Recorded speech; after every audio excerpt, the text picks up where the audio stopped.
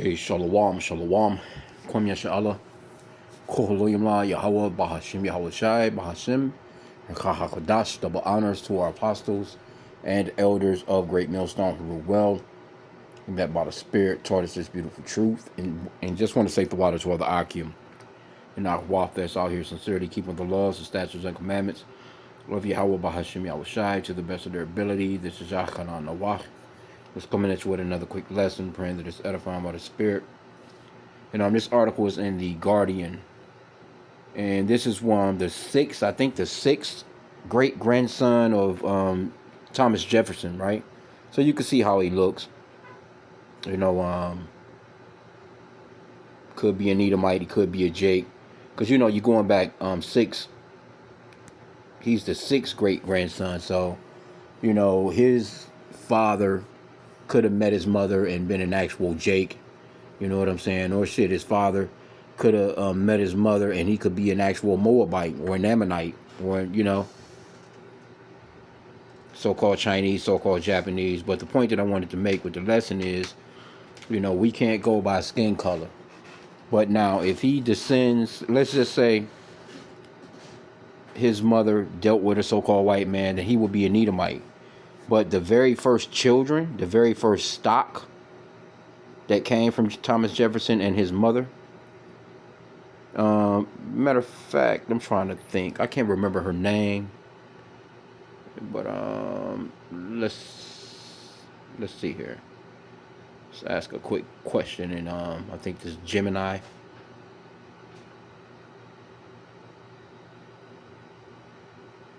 How do you type it? Let me see here. Well, anyway, we can Google something. Well, let's just read through a little bit of the article, and I forgot what her name is. They might bring her name up in the article, but the very first offspring that she gave birth to, so if she gave birth to sons, and that's what let me just check. Let me just check. Let's just be on the safe side here. We can, we do fact checking over here, the water for our apostles and elders, our teachers, through the spirit and power of Yahweh Bashim Yahweh Shai, for teaching us how to look into things. But let's just say Thomas Jefferson, right?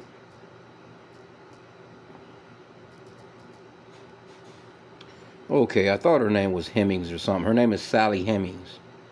It says Thomas Jefferson never had a slave wife. Enslaved people could not legally marry. However, he had a decades-long exploitative relationship with Sally Hemings, an enslaved woman he owned, who was also the half-sister of his legally wedded wife. Huh? The half-sister of his legally wedded wife. Martha Wells Jefferson. Hold on, let me see here. What the fuck going on here?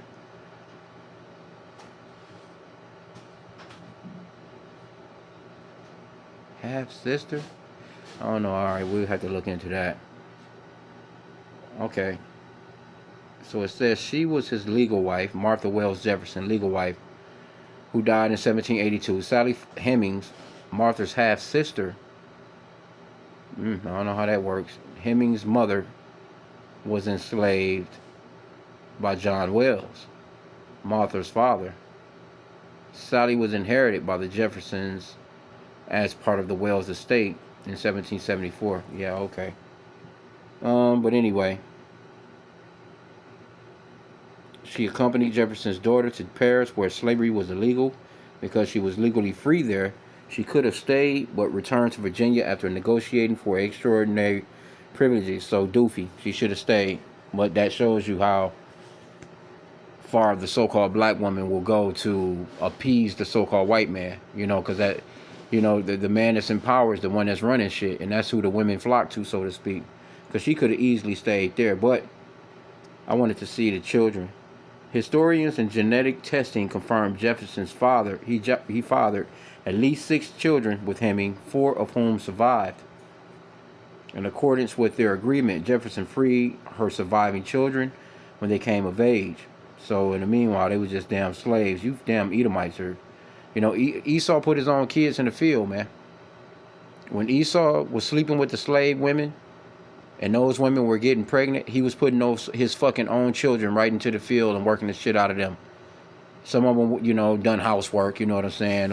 If they were light skinned or, you know, but overall, he didn't. He pretty much he worked the shit out of his own children. So to let you know how wicked this man is. Okay, so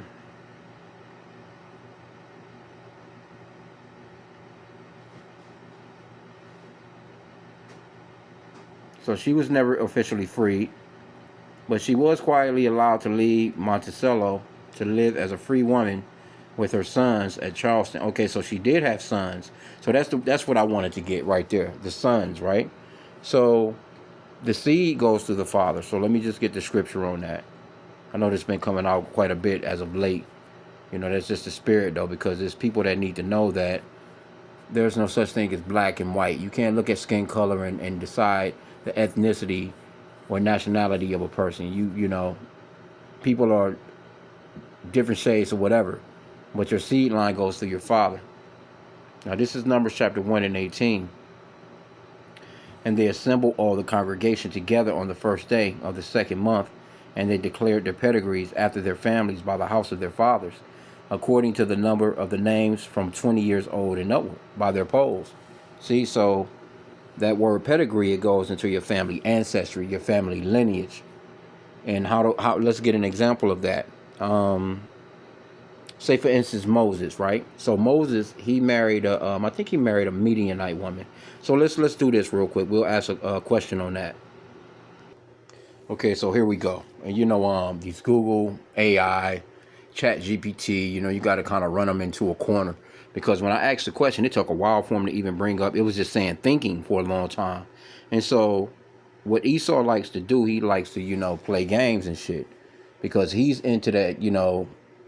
It's so much information that have been falsely put out here that you're mixed or that you're biracial, that it's actually blended in with that would be an AI answer to as well, because the so-called white man, he has set up the system, and pretty much AI, it gets its information. It kind of looks up information that's already out there. So of course they're going to try and make you seem as if they're trying to make it seem as if Moses' sons would have been mixed, and they're not. So this is the answer that they give, right? It says Moses' sons Gershon and Eleazar are best described as having a mixed cultural and ethnic heritage, because their father Moses was an Israelite of the tribe of Levi, and their mother Zipporah was a Midianite. They belong to both lineages, and that's not true. Not as far as the what you are ethnicity, ethnic wise. It says mixed ethnicity. The Midianites were an ancient Semitic people indigenous to the Arabian Peninsula, making the children of mixed Israelite and Midianite descent. In fact, Moses gave his first son the name Gershom, which translates to have been a foreigner in a foreign land. That's all that it means. That don't mean that, acknowledging. See, what they saying is acknowledging his children multi-ethnic upbringing. That's not what that's not what that means. It doesn't mean that he's acknowledging his children multi-ethnic upbringing. What that means is he was a stranger in a strange land. Just what the name means. But see, that's how Esau gets down. He tries to throw a little bullshit out there. But now it goes on to say Israelite status, right? So they give mixed ethnicity at first. Now they give Israelite status, which they should have gave to begin with. Under ancient Near Eastern and early biblical customs, which I just read in Numbers chapter 1, verse 18, your pedigree. Tribal identity was predominantly determined patrilineally, Salakia, by your father, basically. Through your father is exactly what it says. Because their father was a Levite, Gershon and Eleazar were considered Israelites. That's exactly what. Because why are you saying that? Because of the custom. That's the way that the Lord set it up. Where did that custom come from? Who done that? That came from the Lord. That's even with Joseph. Now, if we were to put in Joseph, his sons, you know what I'm saying, Ephraim and Manasseh, would it say the same thing? It probably more than likely will. I can actually put it in and we can see. But see, this is the correct answer right here. Israelite status under ancient Near Eastern and early biblical customs, tribal identity was predominantly determined through the father. Because their father was a Levite, Gershon and Eleazar were considered Israelites. Later Jewish tradition later required non-Israelite spouses like Zipporah to officially convert, which would make the children fully Israelite by faith. Well, that's what it is anyway. That's what the apostles have been going into as of late. That what happened to pretty much what happened to King Solomon, those 300 concubines that he had, instead of him making them come under his faith or coming under the rules and regulations or the law, statutes, and commandments of Yahweh Bashim Yahushai, he allowed them to continue in their faith, and he was building them shrines and building them, little places of worship and all that other shit which was going on. That's why when you go into the scriptures and it talks about when you go to war, you see a woman that you like, you can take her, and then I think it's for a month or 30 days or so. She cut her hair, she pair her nails, and then from that you go in unto her. Now she's got to leave off her customs. She's got to come into the faith. She's got to start believing on Yahweh Bashim Yahushai. Just like in the situation with Ruth. When she came in, she didn't bring her own. She was like, hey, your God is my God, basically. And that doesn't mean that they have the actual same rights as Israelites neither. Because you got Israel, you got people that's been trying to prove so badly that these so-called white people can be saved along with the Israelites. You know what I'm saying? That they see one little sentence and they try their hardest. They pull in all the little stops to try and make it seem like, oh, the Lord, he loves everybody. And that's not the case. It's not scriptural, man. Right? But this is the original way that it's supposed to go. And they could have just said that, Okay, it says the children's unique standing is highlighted in biblical genealogies. Moses' sons and their descendants did not hold the same hereditary religious roles as the sons of Moses' brother, Aaron, instead serving as ordinary priests.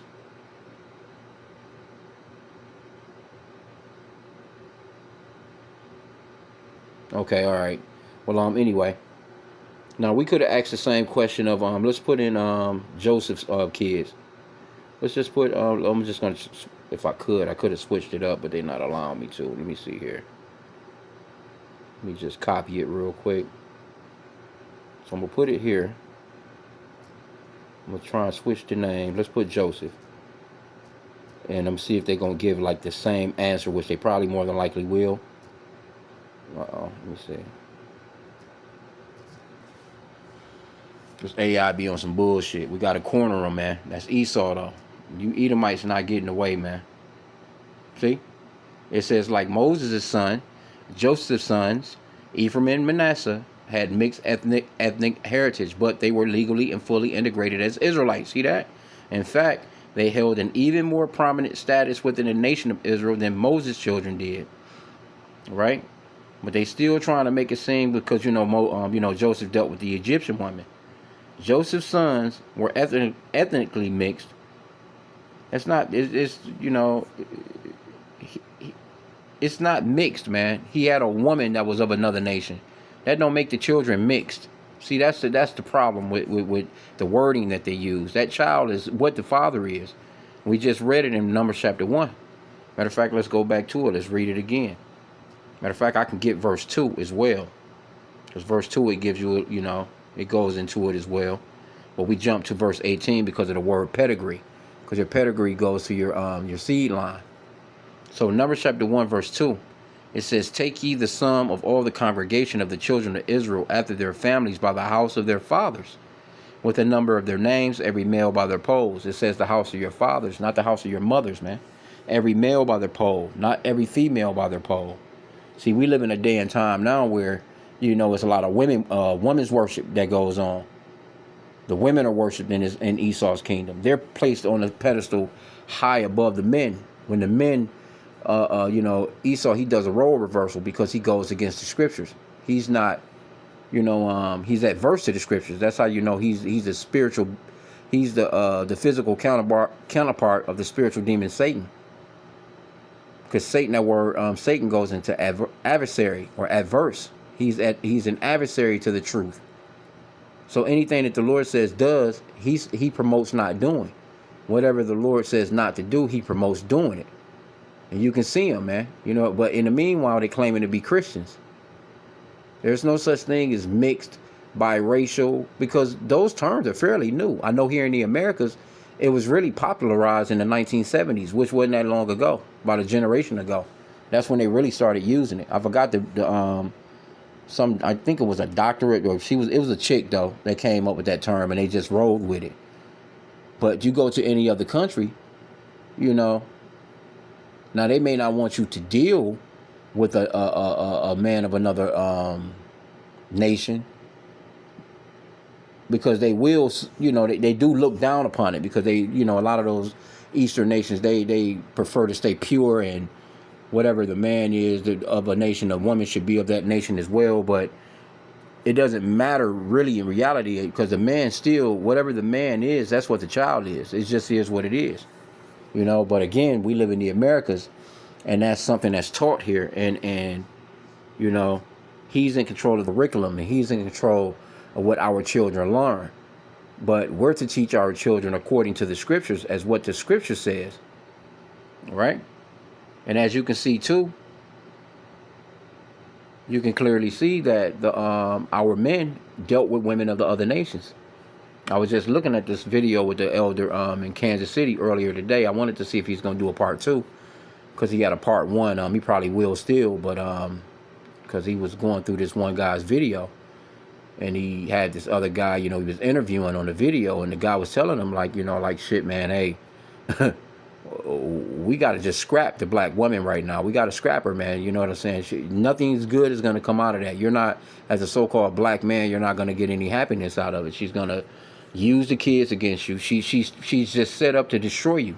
She's not good. She's not on your side, man. And she may be for a moment, you know what I'm saying, or seem to be.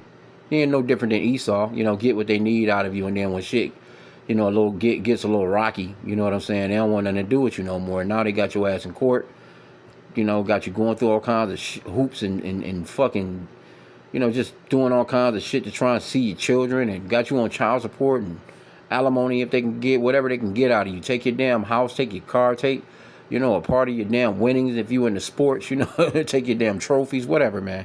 Anyway. And I don't want to keep this long, but it pretty much says the same thing about Joseph. Okay, so let's read this mixed heritage part on this though. It says Hebrew and Egyptian. Joseph's sons were ethnically mixed, and they wasn't. Their father Joseph was a Hebrew, and that's exactly what the sons are. Hebrew Israelites, a direct descendant of Abraham, Isaac, and Jacob, right? Their mother, Asenath, was an Egyptian woman, and the daughter of a high-ranking pagan priest of On. Because of this, Ephraim and Manasseh was raised in the royal courts of Egypt with a dual cultural background. Yeah, of course, they grew up like how we grew up in America overall. Because it wasn't like I'm sure they were learning some things from Joseph. You know what I'm saying? The things because he was young when he went into that slavery or that captivity or got caught up there. So me speaking as a man, I'm sure he was teaching them, because he knew right from wrong. He knew not to sleep with Pharaoh's wife. You got all those situations where he was a righteous man. So he knew law, statutes, and commandments. I'm not sure to what extent, but he could have knew pretty much the whole thing. You know what I'm saying of it, but being in Egypt, his son still would have been growing up around her idols. You know what I'm saying? And going to her temples and doing a little, because she had, because you got to realize he was in Egypt. He wasn't in the Holy Land. He wasn't like he was in the promised land, so to speak, and they were living by the law, statutes, and commandments. No, he was he was there. He could have been teaching them some things, I'm sure, but of course by them being in Egypt, in this lifestyle of Egypt, had rubbed off on them. So yeah, as far as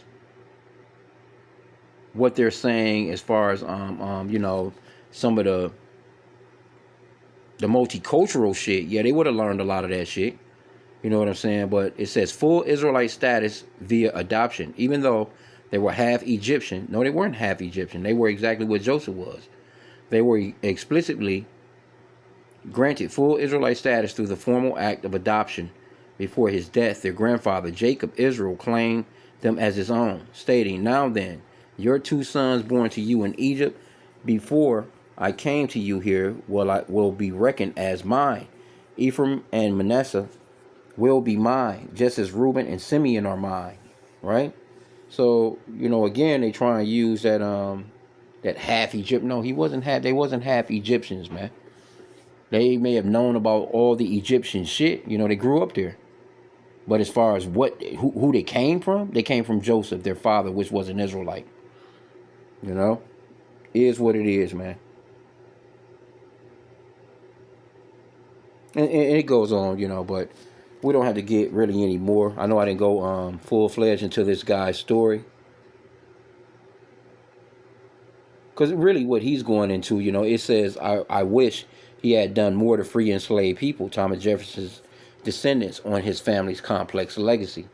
So we don't have to go up into Thomas Jefferson's legacy and all that good stuff, but, his last name is Lanier. He's the sixth great-grandson of Thomas Jefferson, right? So again, he could be a full-fledged Israelite. But what I'm saying is those children, when Thomas Jefferson first laid with his mama, with the slave lady, those children that came from him, those are actually Edomites. And I'm sure they came out with color, more than likely looking about like how this guy did. Some a little bit darker, different shades, a little caramel colors, tawny, just different shades, a little brown. You know what I'm saying? But again, they would have been Edomites. And as time goes on, what you would get is, that's why the scriptures goes into the wheat and the tares, right? I ain't brought that up in a minute, so let's go into it. Because you have so-called white people out here that look like so-called black people. You have so-called black people out here that look like so-called white people. And it goes off into that a lot of it goes into that mixing of the slave. Now, I'm saying mixing of the slave, but what I'm saying is the Edomites actually graping and sleeping with the women of our nation during slavery, and they had children. Some of those children came out looking dark-skinned, but they are Edomites. And so if they grew up, if she had a son that was dark-skinned from an Edomite, so-called white man, that son would grow up and he was still a slave. He would deal with a so-called black woman because of the way that he looked anyway. He would be out there with them in the fields, be in the cabins or whatever, eating amongst them and drinking amongst them and just living amongst them because he's considered to be a slave too. But guess what? As time goes on, he has a son with a so-called black woman. His son grows up and have sex with a so-called black woman. His son grows up, you know what I'm saying? So as time goes on, now they're dark-skinned people, but they're actually Edomites. And that shit is scary, bro. It's actually like a goddamn horror movie. Because you got people that's amongst you that look like you, that are not actually you. That shit is some ghost type shit, It's like a scary movie, man. So let's get wheat and the tares, because I want to show you an example of the wheat and tares. Because the Lord is coming to separate the wheat and the tares, right? So this is Matthew chapter 13. And it's entitled, Tares Among Wheat, right? So now let's get a picture of what tares and wheat actually look like. So you'll see they look just alike. Because see, you got people like Tracy Ellis Ross. She mingles amongst the so-called black race because, she had a little cute look. She had a nice little body. She definitely had a fat ass. You know what I'm saying? But she was considered to be a so-called black woman. But that's actually a so-called white woman. That's an Edomite, according to her father. You got people that look like Jussie Smollett. Like even that guy right there, Jefferson's sixth great-grandson, he kind of got that Jussie Smollett look. But those are Jussie Smollett, his sisters, and all them his sisters and brothers that, they were all kind of like little actors. Those are all Edomites. So those are all so-called white people. Lenny Kravitz. You know what I'm saying? They look like us, but they are actually tares. So now let's put in wheat and tares. And you'll see that they look alike, but they're not the same thing. See? You go to some images, because I grew up in the South, and when I first heard about this, I was like, okay, that makes sense. Because there is a such thing as wheat and tares, and they look alike until harvest comes, see? They kind of got the same little look. Can't really tell until they actually grow all the way up to the top. Because as they're growing along together, as a small plant, they look exactly alike, right? So here's another one when it's brown, when it's pretty much about at the harvest time. So you see right here, they got a split screen right here, as you can see. Salakia. And they look alike, but they're not the same thing, right? So let's see what the Lord says about the wheat and the tares, what he's going to do with the wheat and what he's going to actually do with the tares. So it says, tares among wheat. Matthew 13:24. Another parable put he forth unto them, saying, the kingdom of heaven is likened unto a man which sowed good seed in his field. And it's going to tell you what the good seed is, all that, the field. It's going to give you the whole breakdown, because the Lord is going to give a breakdown to this parable. But while men slept, his enemy came and sowed tares among the wheat and went his way. So the so-called white man, when he slept with the so-called black woman, he left his seed in her, and his seed came out looking like us, right? But when the blade was sprung up and brought forth fruit, then appeared the tares also, right? So if you understand farming, you'll know about this. So the servants of the householder came and said unto him, Sir, didst not thou sow good seed in thy field? From whence then has it tares? Let me read it in the Amplified, so it'll read a little more plainer. Verse 27 again. The servants of the owner came to him and said, Sir, did you not sow good seed in your field?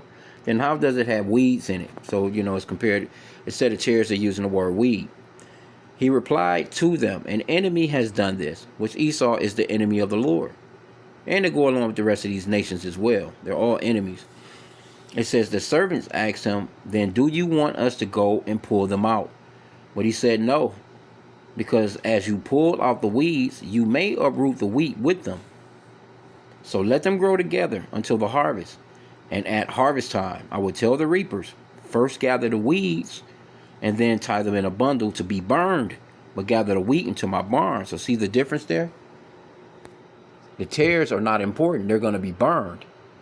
It's the wheat that the Lord wants, his elect, right? So now, let me go down, because they asked about this parable. Let me see. Yep, right here. The tares explain, right? So the wheat explain. Verse 36. Matthew 13:36. Then he left the crowd and went into his house, and his disciples came to him, saying, explain clearly to us the parable of the weeds in the field. Because the disciples wanted to know, like, hey, what does that mean? And he answered, the one who sows the good seed is the Son of Man. That's Yahweh, which the world English calls Jesus. Right? And the true name of the Father is Yahweh. And the field is the world. And as for the good seed, these are the sons of the kingdom, the elect.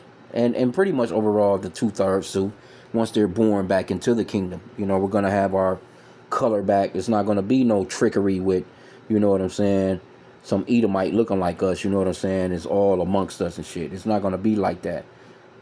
That's why when you see a so-called, what appears to be a so-called black person, and they act all fucking weird, it's just something about them. You're just trying to pinpoint it. Like, what's with this nigga? A lot of the times they just chocolate covered Edomites. Verse 37 again. He answered, the one who sows the good seed is the Son of Man, and the field is the world.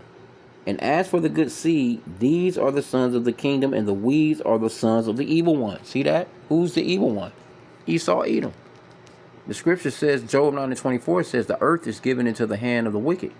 He covered the faces of the judges thereof. If not, wherein who is he? This man is so wicked, he covered the faces of the main judges, the Father Yahweh, in the name of his son Yahweh, which the world English calls Jesus. He gave you a white image of him. When you Google the Father and the Son, all you're going to see is so-called white people pop up. So he's the wicked. It says the earth is given into the hand of the wicked. That's why he's able to fool the people with his curriculum. He's able to go on TV and say this is this. He's able to write laws and say that is that. And it's stuck, even though it's not true. Right? Verse 38. It says, in the field is the world. And as for the good seed, these are the sons of the kingdom, and the weeds are the sons of the evil one. And the enemy who sowed them is the devil, which that word devil goes into deceiver. It's not talking about some red guy underground, man. They even gave you that image. They gave you that lie. That's how you know they're the wicked. That word devil just means a deceiver, a slanderer, an accuser, man. It says, "In the harvest is the end of the age, and the reapers are the angels. So just as the weeds are gathered up and burned in a fire, so will it be at the end of the age." Yeah, man. So eventually, and especially you Babylonians here in the Americas, you're gonna really get it, because really that's where I would have to say the multitude of the tears are at. It's tears all over the place, though, all over in these different countries, but it's big here in America, because you'd be surprised again at how many people that's out here that you actually think are so-called black people that are actually so-called white people. And we say so-called white and so-called black because that's what he put out here. He gave you the words black and white as a social construct, but really in reality, when you look at their skin color, they're actually red, and we're different shades of brown. No such thing as white people or black people. So I just wanted to just touch on that real quick. I seen an article, and just wanted to explain again, because there are new believers that come into this truth, and they really think that you see somebody black or you see somebody white, that's exactly what they are, and that's not the case, man. Because you got it's Chinese people, it's Edomites that look like so-called Chinese people. It's Edomites that look like so-called Japanese people. Esau, the so-called white man, he is blended amongst the other nations, just like how Jake has, so-called blacks. Because one thing about him is, he's missing that color, and he knows something is wrong with him. That's why right now they don't mind this hot ass weather, because they're gonna get out in that sun and try and get them some color, man. Which is just gonna turn their asses, skin cancer is big amongst them, man. So that sun is not good to them, man. But they go out here anyway and they try and get some color, or they go to those. Some of them go to those tanning booths year round, wintertime and all. Lay under a fucking lens that'll fuck your skin up for 2-3 hours trying to get a color. But that's Esau, man. But again, you got Israelites out here. You got Edomites out here that look just like this guy. If you were to see this guy, you just think he's some uppity so-called black man. But he could be. Like I said, he's the sixth grandson. So going that far in, his father, that's why his name is probably Lanier. You know what I'm saying? Or he's not going by Jefferson. His name is Shannon Lanier. So his father could actually be a so-called black man. Which, if you look this up, you probably could look it up. Maybe they will give some information on the guy, and you see who his parents are. Or if you know what though, it would be interesting to see. Let's see though. Let's see something real quick. Let's put his name in real fast, just to see.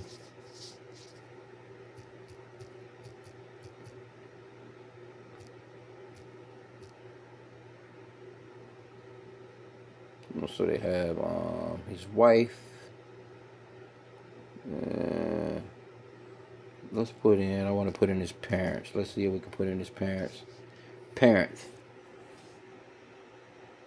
Okay, all right. Let me see. It looked like if this is the case, yeah, he could eat. Them Jakes. They deal with them white women, man. Let me see something though. So his mother, she's a teacher with a master's degree in education. His father's name is not widely publicized in his professional biographies. Yeah, it could be. It might be more likely a Jake then. They don't want to be dealing with their nigga daddies. They want to keep it where it's at, so to speak.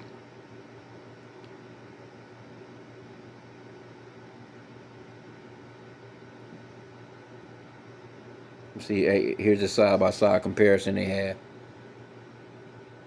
And again, you know what I'm saying? Let me see here.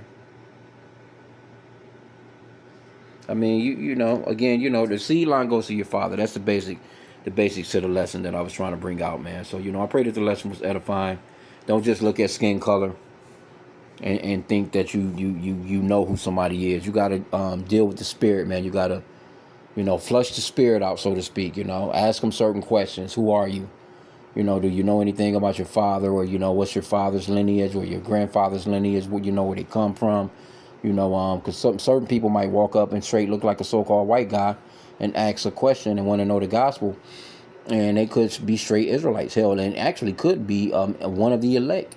That's why we have to be careful with you don't want to offend one of the little ones. You've been ran him off talking all kinds of shit. If he's one of the elect, he's still gonna get it no matter what, you know what I'm saying? But he's gonna more than likely get it from somewhere else or somebody else.